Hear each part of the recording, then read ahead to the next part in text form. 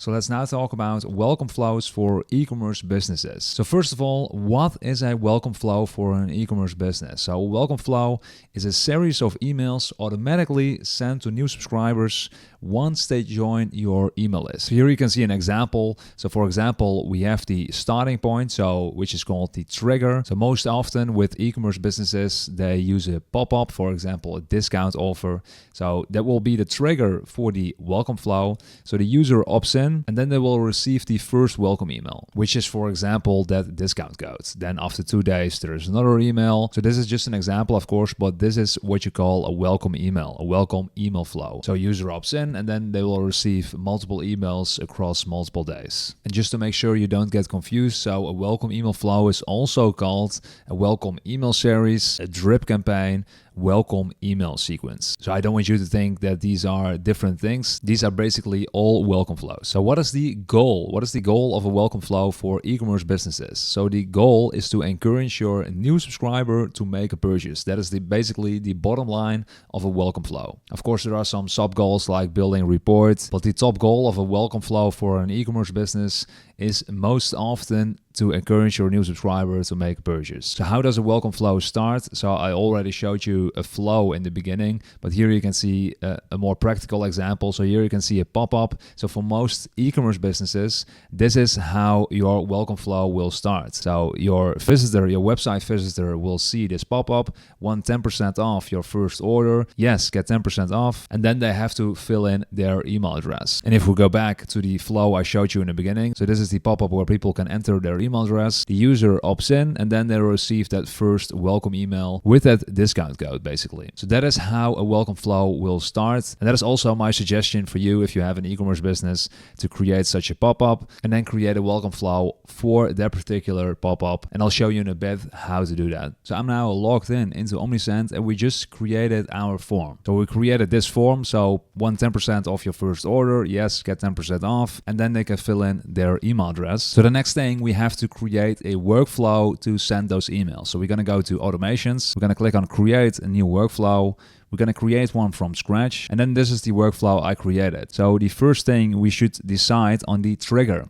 So the trigger will be the pop-up form we just created. So that is this pop-up form we created, right? So we're going to select the trigger, and then we're going to look for sign up. So this is the sign up. So we're going to click on sign up. And then for trigger filters, we're going to select the form we created. So we're going to say form, and then and then we're going to select the form we created. We're going to select that form that we want to be the trigger for this particular welcome email series. So let's say that is this particular form. I'm going to click on it, and I'm going to click on save. So now you can see subscribers enter the workflow when they sign up via an Omnisend form, and that is this particular form we just created. So how many emails should you have in a welcome email flow?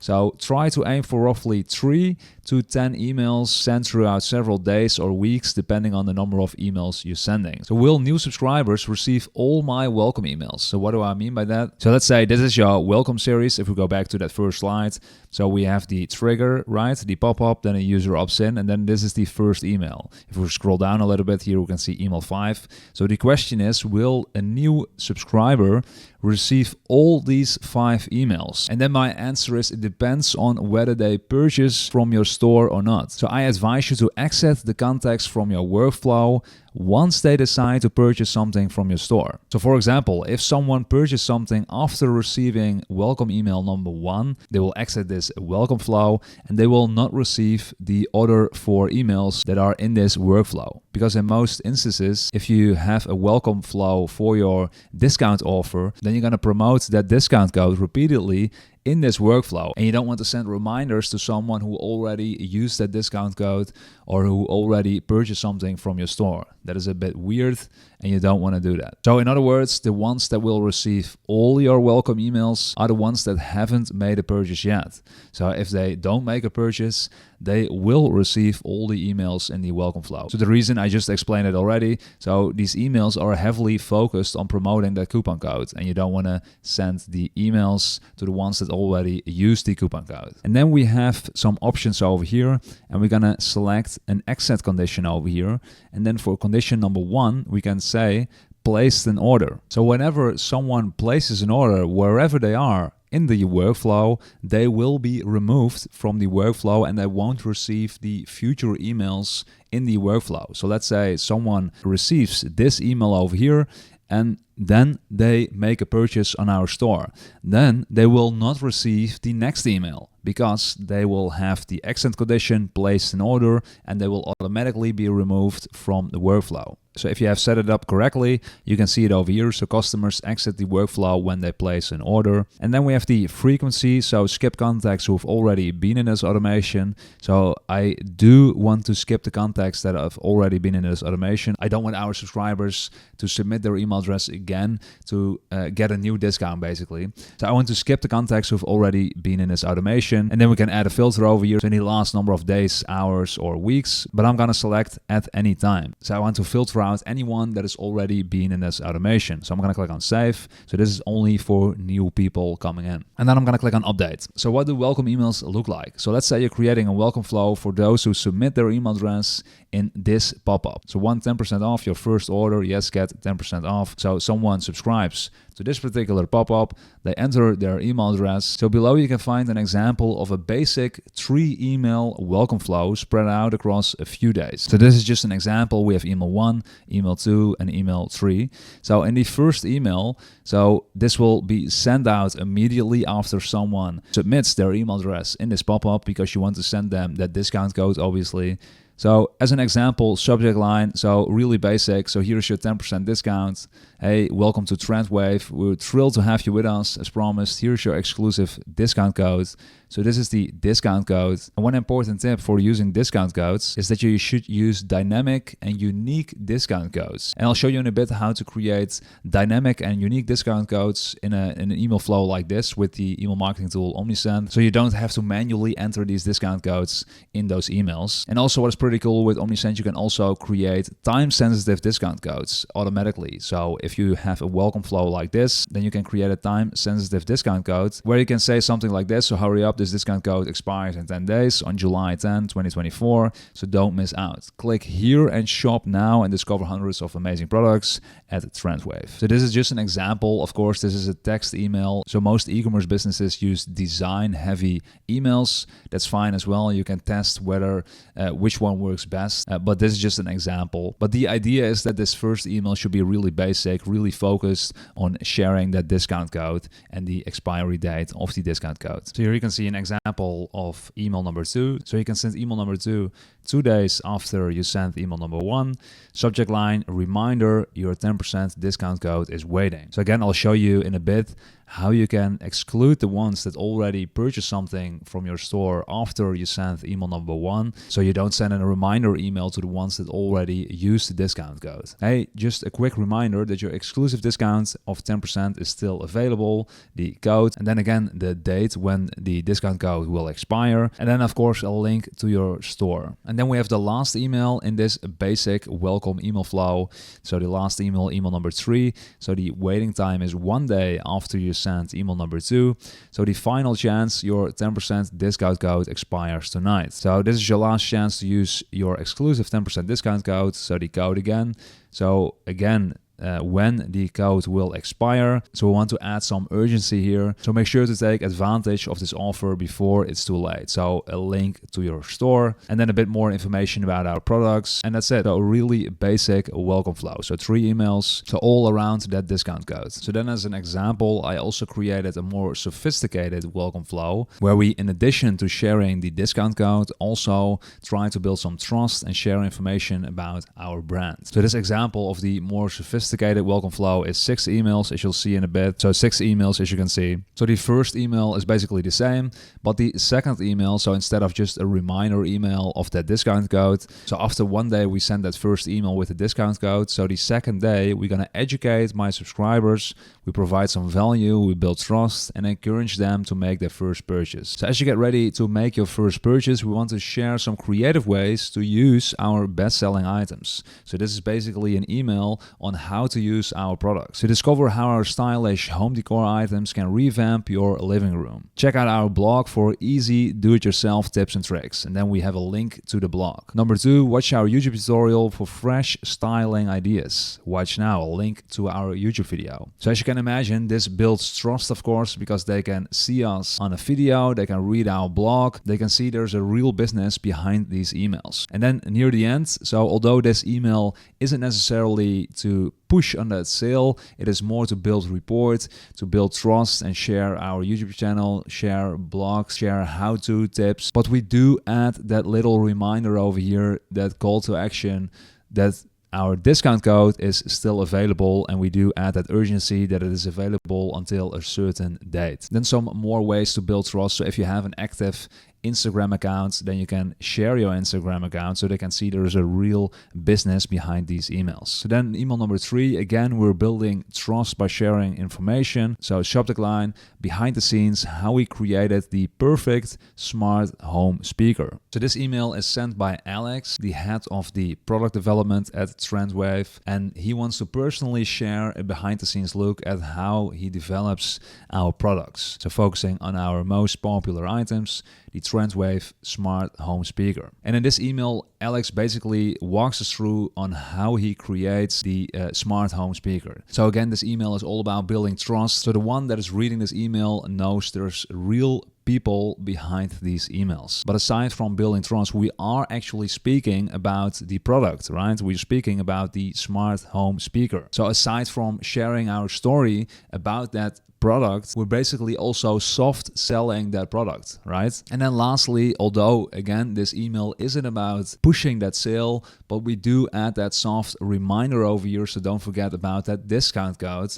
And then again, that urgency, so it is valid only until a certain date. Then again, making this email personal, signing off with the name of the person that is emailing this email. And then again, follow us on Instagram so to build more trust. So then we have email number 4, 5, or 6. So these are just examples, of course. So we have email number 4, top 10 products under $50. Subject line, top picks under $50. Perfect for your discount. So as an example, we're just sharing our best sellers under the $50 cart value, basically. And then email number 5 and 6 are pushing towards that sale. We're pushing towards that discount code sale. So reminder, your 10% discount code is waiting. So that is basically that same email that we used in the basic ones. So that is basically this email, and then the last email will be this email. So that's the final reminder. So last chance, final chance until your discount codes expires. But as you can see, this is a more sophisticated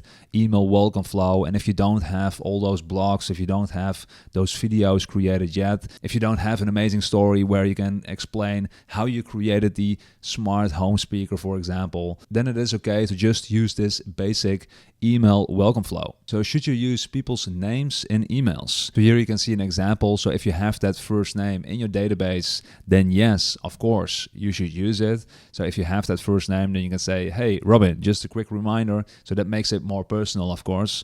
But the question is, should you ask for the first name in your pop-up? So here you can see 2 different pop-ups, one with the first name and one with only the email address. And my guess is that if you test these 2 different pop-ups, then the one where you ask for the least amount of information will have the higher conversion rate. So here are some example statistics. So let's say you have 15,000 visitors a month on your website. So let's say this pop-up converts at a 5% conversion rate, which means you have 750 people that are opting in this particular pop-up. If you only ask for an email, so again, this is just an example, but I do think if you test it, that you'll get a higher conversion rate if you ask for fewer things. So let's say this pop-up with only the email address receives an 8% conversion rate. So that's 1,200 opt-ins versus 750 opt-ins. So let's say a welcome flow. So the welcome flow we just created, the basic welcome flow, let's say that welcome flow converts at 8%. So 8% of 750 is 60 sales. So let's say you have an average order value of $50, which means you'll receive a revenue of $3,000 from this welcome flow. So assuming we have the same conversion rate if we don't have that name, if we don't have that first name, instead of having 60 sales, so 8% of 1,200 is 96 sales, times the same average order value is 4,800 in revenue instead of 3,000. So this just goes to show that testing different pop-ups is really important. So next, should you exclude contacts active in a welcome series from the regular newsletter? So let's say you're sending 3 to 5 newsletters every single week to your active subscribers. So should you exclude the contacts active in a welcome series from that newsletter? Because else they will receive that welcome series aside from the newsletter, right? So my advice would be is to let your subscribers first go through that welcome email series and then allow them to receive your regular newsletter. So to make sure we exclude them from the newsletter, it is basically a two-step process. So the first step is we have to add some tags and we have to remove the tags once they've gone through the welcome series. So the first thing is this, as you can see over here, I added a tag. So that is this flow action over here. Add a tag, you can just drag it onto the workflow, as you can see. So add a tag, so here you can see the settings of this tag. So add the tag, and then the tag is currently in welcome campaign. That is how I call this tag. And then the last action step in the welcome series is remove the tag currently in welcome campaign. So again, you're just going to use this tag action over here. You're going to drag it onto the workflow, and then instead of saying add, you're going to say remove, and then you're going to remove the tag currently in welcome campaign. But there is one issue, and that is customers will exit the workflow when they place an order. So let's say someone places an order after the first email. So this is the first email. Let's say someone places an order after that email. They will not reach this step over here where that tag is removed. So we have to create a different automation to remove the tag once a customer places an order, as you can see over here. So I call this automation. So I call this workflow remove tag currently in. And as you can see over here, the trigger for this workflow is, if you click on this one over here, you can see the trigger is placed order. I've not set any filters. There are no exit conditions, as you can see over here. So there is no frequency settings. So the only thing this workflow does is whenever someone places an order, we'll remove the tag currently in welcome campaign. And that's it. So that's all you have to do. Whenever someone places an order, you're going to remove the tag currently in welcome campaign, and then they can receive your newsletters again. So the second step in the process of excluding contacts active in a welcome series from regular newsletters is we have to exclude them from our newsletters, right? So whenever you're sending a newsletter, the third step of sending a newsletter is campaign recipients, where you have to choose your email recipients. So you can send it to all subscribers, or you can exclude a segment, or you can choose a segment who you want to send the newsletter to. So as you can see over here, we cannot exclude tags, sadly. So we have to first create a segment in order to exclude the ones that have the tag that are currently in the welcome email series. So for that, you're going to go to audience, and then you're going to click on segments over here. Then you're going to click on create a new segment, and then create from scratch. And then you're going to add a filter, and then you're going to select tag. And then we're going to select the tag we just created. So currently in welcome campaign. And then we're going to click on save and show contacts. We can enter a segment name over here. And my suggestion is to use this name. So currently in flow, and then in brackets, exclude from newsletter. And then you're going to click on save. So if you've done that, now you have a segment which we can exclude in our newsletter. So now we're back in our newsletter. So I'm going to click on exclude segment, and now we can select the segment we just created. So which is the currently in flow, exclude from the newsletter. And now we can continue our newsletter process for sending the newsletter. So those are basically the two steps of excluding contacts active in a welcome series from a regular newsletter. And once they purchase something from your store, or when they finish the welcome series, the tag will be removed and they can receive your regular weekly newsletter. So we now have this flow, right? So this is the welcome email series. So we have the tag that we add whenever someone enters the welcome email series flow, and then we have the remove tag that we have at the end of our welcome email series. So let's say we're just gonna create that basic email flow. So the first thing is we have to send an email, right? So that is the email. So over here we can add the subject line, we can add the sender's name, the sender's email address, and then we can edit the content. Over here we can add some UTM settings if we want for analytics. So the next thing is we want to add a delay, so a 1-day delay. So I'm gonna add 1 day delay over here, and then I'm gonna click on update, and then we want to send another email. As you can see, we can also use SMS, but in this case, we're just gonna use email. And by the way, we can also clone an existing email if you want. So this is the second email, so we're gonna add another delay, and then we're gonna add another email, right? That is basically our basic welcome flow. So this delay was 2 days, if I recall that correctly. So I'm gonna click on update, and that is basically the flow for the basic welcome email series. So are there any next steps? So once you have the most important e-commerce automation set up, you can start A/B testing your flows. So for example, I can use this A/B testing action, and I can drag it onto the workflow, and then I can drag this email over here, and I can drag it onto path A. I'm going to clone this email, and I'm going to drag this one over to path B. And now I can test this first email and see which one performs better. So for example, I can tweak the subject line from email B and see which one performs better. So I can see the open rate, the click rate, so the number of revenue this email generated. I can also test design versus text emails. So do I want to just send text emails, or do I want to create an entire design newsletter? So maybe your audience responds best to text emails or design emails. You can test it if you want. So I do suggest whenever you decide to test design versus text emails that you create an entire path. So path A, for example, is the entire path for text emails, and path B is the entire path for design emails. So it is a bit weird that first if you send a text email and then the second email is an entire design, for example. So whenever someone goes to path B, they should receive only design emails, and if they go through path A, they will only receive text emails, for example. So if you're gonna do that, you can just, for example, add all the steps to path A, as you can see over here. So I just added all these steps to path A. I'm gonna copy the same steps to path B, but then we're gonna use design emails for path B. Check the mic and make sure it sound right, boys.